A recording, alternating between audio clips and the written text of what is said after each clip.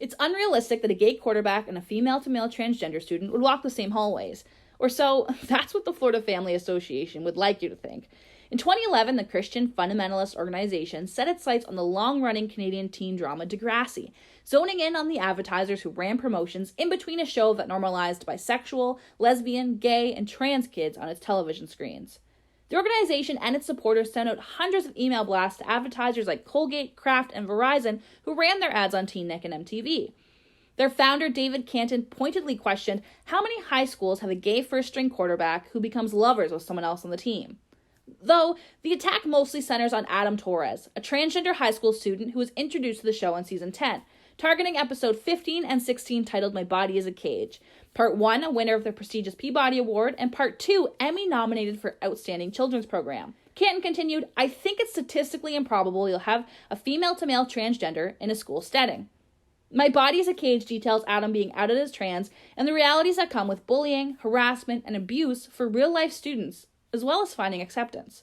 Degrassi co-creator Linda Schuyler said she's grateful to get to air these kinds of stories, using authentic voices and providing an inclusive space. This wasn't the first time they went after Degrassi. The Florida Family Association claimed victory on November of 2010 when Kodak pulled its advertising. However, the company issued a statement saying this pause was planned and unrelated to Canton's emails. Executive producer Steven Stone said, this is what he does. I mean, sponsors come and go, and if somebody suspends advertising for a while, he comes in and takes credit. Either by design or coincidence, Degrassi introduced the Baker family in Season 12.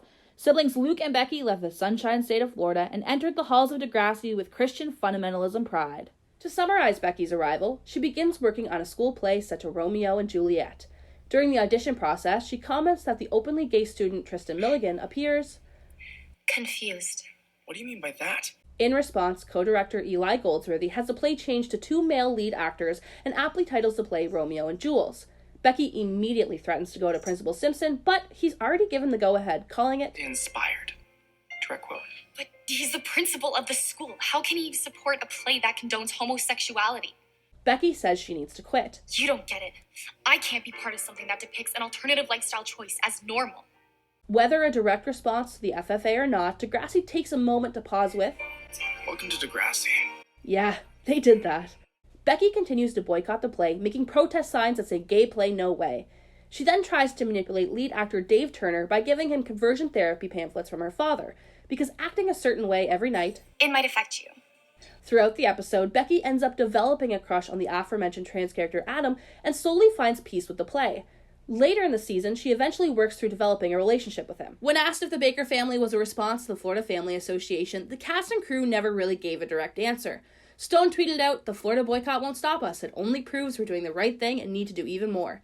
What I love most about Degrassi is even though the Baker family might have been introduced to show the closed-minded and narrow thinking of the Christian fundamentalist beliefs within the FFA, executive director and longtime cast member Stefan Brogren commented on the importance of representing Christian teens in high school. The truth is, there are a lot of kids out there who hold very deeply onto their faith, he said. As always, Degrassi presents authentic teen experiences and doesn't introduce the Baker family values just as a catalyst for an FU to the FFA, but to showcase the reality of religion and teenage lifestyles without judgment. Becky is a multi-dimensional character who exists outside of her religion. In the end, no advertisers pulled their ads from TeenNick or MTV in response to Canton's boycotts. The series ended up being renewed and continued on with 8 more seasons until the end of Degrassi Next Class in 2017. Degrassi rallied their troops and stood up to an anti-LGBT organization who slimed and slandered their authentic, representational queer characters. And that's what makes Degrassi my favorite show. Welcome to Degrassi. Want to see more Degrassi analysis films? Check out my previous video on Degrassi titled Why the College Years Failed.